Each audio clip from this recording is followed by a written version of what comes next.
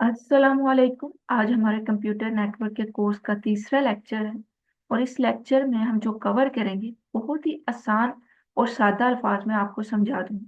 लेकिन उससे पहले अगर आपने हमारे लर्निंग पॉइंट चैनल को सब्सक्राइब नहीं किया तो उसे सब्सक्राइब कर लें। तो इस लेक्चर में जो हम कवर करेंगे वो ये है कि डाटा कम्युनिकेशन क्या है।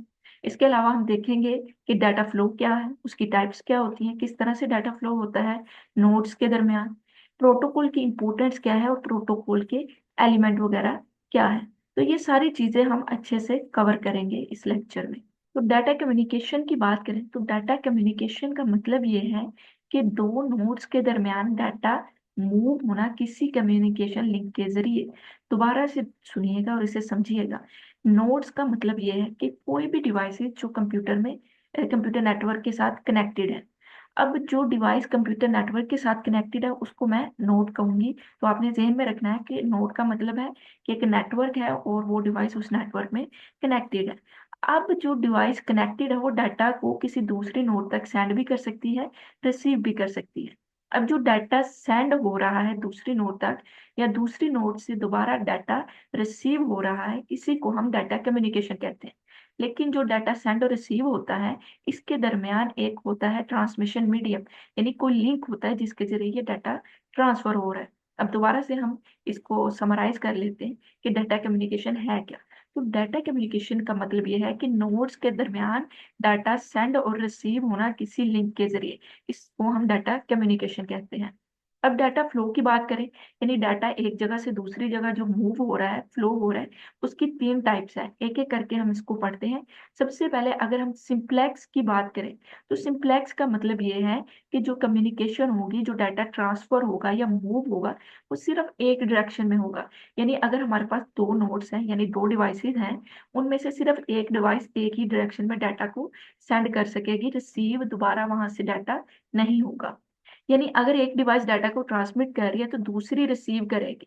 अब ट्रांसमिट करने वाली हमेशा ट्रांसमिट करेगी, वो रिसीव डिवाइस नहीं कर सकेगी, इसलिए इसे कहा गया है ये यूनिडायरेक्शनल है। अब एग्जाम्पल की बात कर लें तो कीबोर्ड जो है वो सीपीयू को डाटा सेंड करता है, ठीक है। अब सीपीयू से दोबारा डाटा वो रिसीव नहीं कर रहा होता। इसी तरह जो मॉनिटर है, यहाँ पर भी सीपीयू से मॉनिटर की तरफ डाटा सेंड हो रहा है, तो दोबारा जो सीपीयू है वो मॉनिटर से डाटा रिसीव नहीं कर रहा होता। ट्रेडिशनल मॉनिटर की बात हो रही है, कोई टच वगैरह की बात नहीं हो रही। एक सिंपल सी एग्जांपल अगर मैं दूं तो आप जो अपना रिमोट इस्तेमाल करते हैं चैनल चेंज करने के लिए टीवी के लिए, तो वो जो आपने रिमोट इस्तेमाल किया उसका डाटा भी सिर्फ एक ही डायरेक्शन में जा रहा है टीवी तक। टीवी से दोबारा उस रिमोट तक कोई भी सिग्नल नहीं आ रहे, तो वो भी सिंप्लेक्स डाटा फ्लो हो जाएगा। उसके बाद हाफ डुप्लेक्स की बात करें तो बहुत ही आसान है कि इसमें डाटा दोनों डायरेक्शन में जाएगा, यानी दोनों नोड डाटा सेंड भी कर सकती है, रिसीव भी कर सकती है, लेकिन सेम टाइम पे नहीं।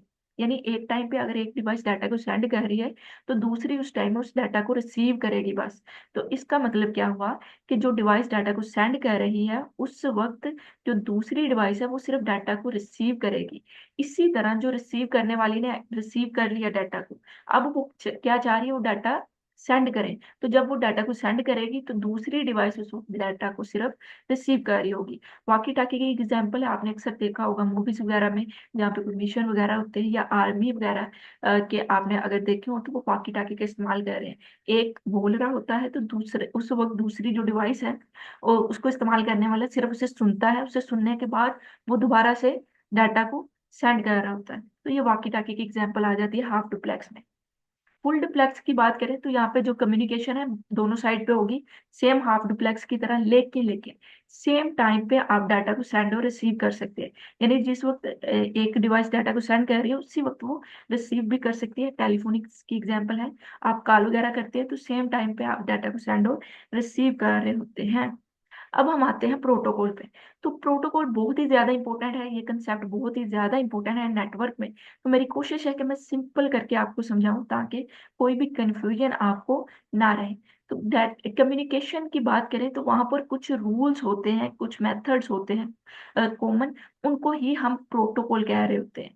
लेकिन यहाँ पर कम्युनिकेशन के दौरान जो कम्युनिकेशन हो रही होती है डिवाइसेस में, आप कह सकते हैं इस वक्त डिवाइसेस को लेकर चले, तो वहां पर कुछ चीजों का होना कॉमन होता है।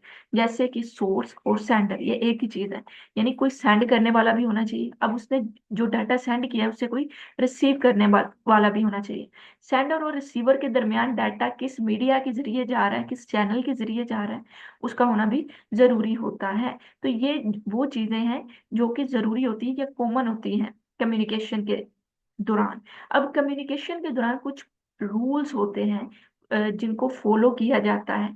उन्हीं रूल्स को हम प्रोटोकॉल कह रहे होते हैं। किस तरह से वो रूल्स काम कर रहे हैं उसको हम आगे समझेंगे। लेकिन यहाँ पर अगर हम एग्जांपल लें ह्यूमन की, फर्ज करें कि ये आदमी जिस जुबान में, जिस लैंग्वेज में बात कर रहे हैं, इसको, ये वाला आदमी उस लैंग्वेज को अंडरस्टैंड नहीं करता, तो इसका मतलब यहाँ पर इन दोनों के दरमियान जो कम्युनिकेशन होगी वो अंडरस्टैंडेबल नहीं होगी, उसका कोई फायदा ही नहीं होगा। इसी तरह ये वाला आदमी बहुत स्पीडली बात कर रहा है तो ये वाला उसे समझ नहीं पाएगा, या फिर ये बात किए जा रहा है और इसे मौका ही नहीं दे रहा कि वो उसे अंडरस्टैंड कर सके। तो इस तरह से हम समझ सकते हैं कि अगर दो इंसानों के दरमियान भी प्रोटोकॉल ना हो तो वो किस तरह से काम करेगा। तो इसका मतलब इनके दरमियान में जो कम्युनिकेशन होगी वो ठीक से नहीं हो पाएगी। तो ह्यूमन के दरमियान भी प्रोटोकॉल का होना बहुत ही ज्यादा जरूरी है। उसके बाद अगर प्रोटोकॉल की बात करें तो प्रोटोकॉल का क्या मतलब है, रूल्स है। ये वो सेट ऑफ रूल्स है जिसकी वजह से डाटा कम्युनिकेट हो पाता है, कम्युनिकेशन हो पाती है। प्रोटोकॉल डिटरमाइन करते हैं क्या कम्युनिकेट करना है, कैसे करना है और कहाँ करना है। यानी ये नेटवर्क के अंदर हम समझेंगे जब हम एक नेटवर्क की डायग्राम को लेंगे तो वहां पर उसके एलिमेंट के साथ हर चीजों को समझते जाएंगे। Protocol are necessary for human communication. तो ह्यूमन कम्युनिकेशन में भी प्रोटोकॉल जरूरी होते हैं। और इसमें इंक्लूड क्या होता है कि सबसे पहले तो ये पता हो कि बात कौन कर रहा है और रिसीवर कौन है, यानी किसके साथ बात की जा रही है। अगर आप अपने दोस्त के साथ बात कर रहे हैं तो आपको पता है कि मैं बात कर रहा हूँ और अपने दोस्त के साथ बात कर रहा हूँ, और आपने वहां पर कॉमन लैंग्वेज और ग्रामर का इस्तेमाल करना है जो वो अंडरस्टैंड कर सके। इसी तरह आपकी जो स्पीड है, टाइमिंग है डिलीवरी की, वो भी इतनी होनी चाहिए कि अगला आसानी से समझ सके। ऐसा नहीं है कि आप बोले जा रहे हैं बोले जा रहे हैं, बल्कि अगर आप बहुत लंबी बात करना चाह रहे हैं तो उसको आप पार्ट्स में डिवाइड करेंगे और एक टाइम के साथ उसको डिलीवर कर रहे होंगे। फिर आप कंफर्म करेंगे कि अगला उस बात को समझ भी पा रहा है कि नहीं। तो ये तो हो गया ह्यूमन कम्युनिकेशन। अब हम चलते हैं अपना नेटवर्क के अंदर। प्रोटोकॉल की बात करें तो यहाँ पर जो नेटवर्क के अंदर कम्युनिकेशन होती है इसको भी डिफाइन किया गया है। सबसे पहले तो मैसेज कोडिंग होगी, फॉर्मेटिंग होगी मैसेज की, उसकी टाइमिंग देखेंगे, साइज देखेंगे, डिलीवरी ऑप्शन देखेंगे। एक एक करके हर चीज को डिटेल में आपको समझाएंगे। अगला लेक्चर भी प्रोटोकॉल पे होगा, लेकिन इस वक्त जो बेसिक है वो मैं आपको बता देती हूँ। मैसेज इनकोडिंग होगी, यानी डाटा जो है वो सिग्नल की फॉर्म में जाएगा या फिर वेव की फॉर्म में जाएगा। उसके बाद मैसेज को फॉर्मेट किया जाएगा, इनकैप्सुलेट किया जाएगा, यानी मैसेज के अंदर ही जोड़ दिया जाएगा कि सेंड किसने किया है मैसेज और किसके लिए किया है। तो सेंड और रिसीवर का एड्रेस वगैरह जो है वो इसके अंदर इनकैप्सुलेट हो जाएगा। इसके अलावा मैसेज की टाइमिंग होगी कि किस टाइम तक मैसेज को डिलीवर कर देना है। मैसेज का साइज होगा, अगर बहुत लंबा मैसेज है तो उसको डिवाइड करेंगे पार्ट्स में और हर पार्ट को सीक्वेंस नंबर दे देंगे ताकि रिसीवर साइड पर उसी सीक्वेंस के साथ मैसेज वापस गैदर हो जाए। उसके बाद डिलीवरी ऑप्शन होंगे कि किस तरह से मैसेज को डिलीवर किया जाएगा, तो ये भी हम आगे देखेंगे इसके ऑप्शंस को। एलिमेंट की बात करें तो बहुत ही इंपॉर्टेंट एलिमेंट है। सबसे पहले तो मैसेज को इनकोड किया जाएगा, फिर फॉर्मेट किया जाएगा, मैसेज की टाइमिंग होगी, साइज होगी, डिलीवरी ऑप्शन होगा, सेम वही चीज जो यहाँ पर हमने देख ली है। अब एक एक करके हम इसे समझते हैं। तो मैसेज इनकोड करने का ये मतलब है, मैसेज सोर्स होगा सबसे पहले कि मैसेज को सेंड कौन कर रहा है, मैसेज को किस डिवाइस ने सेंड किया है, उसका सोर्स कौन है, सेंडर कौन है। उसके बाद उसको इनकोड किया जाएगा, यानी यहाँ पर देखा जाएगा कि मैसेज केबल के थ्रू सेंड हो रहा है या फिर वेव्स के थ्रू सेंड हो रहा है। तो यहाँ पर उसके मुताबिक मैसेज को इनकोड किया जाएगा। ट्रांसमीटर ट्रांसमिशन मीडियम के थ्रू डाटा को ट्रांसमिट कर रहा होगा, फिर जो रिसीवर है वो उसे रिसीव करेगा और दोबारा से मैसेज को डी कोड कर देगा, यानी उसकी ओरिजिनल फॉर्म में, और मैसेज डेस्टिनेशन के पास यानी रिसीवर के पास पहुंच जाएगा। मैसेज फॉर्मेटिंग की बात करें तो यहाँ पर आइडेंटिफाई कर दिया जाता है कि सेंडर कौन है, रिसीवर कौन है, यानी इंफॉर्मेशन को इनकैप्सुलेट कर दिया जाता है उस मैसेज के साथ जो मैसेज सेंड किया गया है। तो उसमें सेंडर और रिसीवर का डाटा ऐड कर दिया जाएगा, या फिर आप कह सकते हैं एड्रेस को ऐड किया जाएगा। आर्गिड फॉर्मेट होंगे कि किस स्पीड से दोनों डिवाइसेस डाटा को सेंड और रिसीव कर रही होंगी। तो इस तरह से हमने ये भी देख लिया कि मैसेज को फॉर्मेटिंग और इनकैप्सुलेट किया जाता है। फिर मैसेज की साइज पे बात करें तो अगर बहुत लंबा ह्यूमन बात करता है, बहुत लंबी बात करते हैं, तो वहां पर क्या किया जाता है, स्मॉलर पार्ट में या सेंटेंस में उसे हम डिवाइड कर लेते हैं। आप और मैं जब भी हमने कोई बात करनी होती है तो हम क्या करते हैं, उसे छोटे छोटे सेंटेंस में डिवाइड कर देते हैं। तो इसी तरह जो एक लॉन्ग मैसेज है उसको हमेशा स्मॉलर पीसीस में डिवाइड कर दिया जाता है जब वो नेटवर्क में ट्रेवल कर रहा होता है, यानी जब वो एक डिवाइस से दूसरी डिवाइस तक डाटा जाएगा। तो यहाँ पर क्या किया जाएगा, अगर तो मैसेज बहुत बड़ा है तो उसे छोटे छोटे पार्ट में डिवाइड्स करेंगे और वो पार्ट मूव करते हुए दूसरे सेंडर तक जाएंगे। अब वो पार्ट सेंडर तक जान जब वो डेस्टिनेशन पर पहुंचेंगे तो दोबारा वो गैदर हो जाएंगे, क्योंकि उन्हें एक सीक्वेंस नंबर दिया जाएगा। जैसे ही वो गैदर होंगे तो दोबारा उसके ओरिजिनल मैसेज की तरह ही वो सेंडर को रिसीव हो जाएंगे। मैसेज की टाइमिंग की बात करें तो यहाँ पे फ्लो कंट्रोल देखा जाएगा और रिस्पॉन्स टाइम देखा जाएगा कि किस तरह से हम मैसेज को फ्लो करेंगे, कौन कौन सा रूट इस्तेमाल करेंगे और किस टाइम तक हम मैसेज को डिलीवर कर देंगे। डिलीवरी ऑप्शन के बात करें तो तीन तरह के ऑप्शन है यहाँ पे। यूनिकास्ट का मतलब ये है कि आपने ये सोर्स है, फर्ज करें इसने मैसेज को सेंड करना है। अगर तो ये मैसेज किसी एक डिवाइस तक सेंड करना चाह रहा है, यानी इस नेटवर्क के अंदर, हमें पता है ये नेटवर्क है, इसके अंदर इसने मैसेज इस डिवाइस को सेंड किया, तो यहाँ पे जो डिलीवरी हुई वो यूनिकास्ट है। अगर इसने इस डिवाइस के अंदर एक से ज्यादा डिवाइसेस को सेंड किया, फर्ज करें दो को सेंड कर दिया या तीन को कर दिया, तो यहाँ पर जो हो रहा है वो मल्टीकास्ट हमारी मैसेज डिलीवरी जा रही है। इसी तरह जो ब्रॉडकास्ट है, इसका मतलब ये है कि सोर्स ने नेटवर्क के अंदर जितनी भी डिवाइसेस हैं सारी की सारी डिवाइसेस को मैसेज डिलीवर कर देना है, सारी सारी डिवाइसेस तक मैसेज जाएगा। तो उसे हम ब्रॉडकास्ट कहेंगे। बहुत ही इंपॉर्टेंट है ये, इसे ध्यान में रखिएगा। अगर तो सोर्स सिर्फ एक डिवाइस तक डाटा सेंड कर रहा है तो यूनिकास्ट है, एक से ज्यादा डिवाइस तक डाटा सेंड कर रहा है तो मल्टीकास्ट है। अगर उसने नेटवर्क के अंदर सारी डिवाइसेस को डाटा सेंड कर दिया तो वो क्या है, वो ब्रॉडकास्ट होगा। अब हमने जो भी पढ़ लिया है अभी तक उसको हम समराइज कर लेते हैं। लेकिन उससे पहले अगर आपको लेक्चर की समझ आई है तो आपने मेरे कंप्यूटर साइंस ट्यूटोरियल वाले चैनल को भी सब्सक्राइब कर सकते हैं जाके, और इसके अलावा आपने लर्निंग पॉइंट चैनल को भी सब्सक्राइब करना है।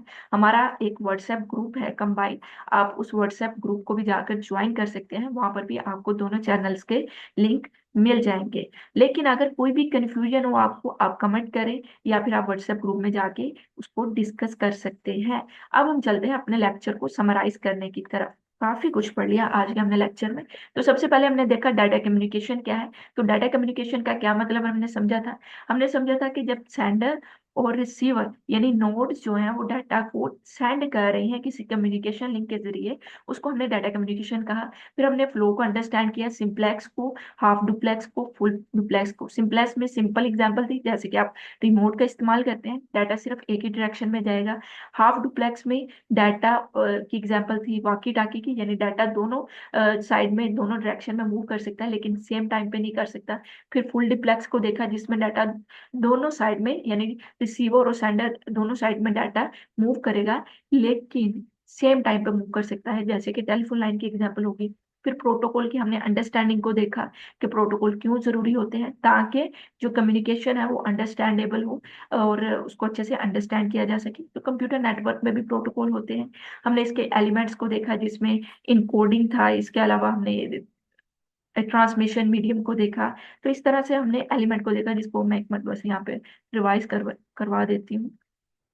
ये देखिए, तो हमने देखा इनकोडिंग क्या है, इनकैप्सुलेशन क्या है, मैसेज की टाइमिंग क्यों जरूरी होती है, साइज किस तरह से हम उसको डिवाइड कर रहे होते हैं, डिलीवरी के ऑप्शन कौन कौन से होते हैं, जिसमें यूनिक कास्ट था, मल्टी कास्ट था, और इसके अलावा क्या था, हमारा ब्रॉडकास्ट था। तो वो बहुत ज्यादा इंपॉर्टेंट था कंसेप्ट, तो आपने उसको जहन में रखना है। इसके बाद हम अगले लेक्चर में प्रोटोकॉल का ही सेकंड पार्ट कवर करेंगे।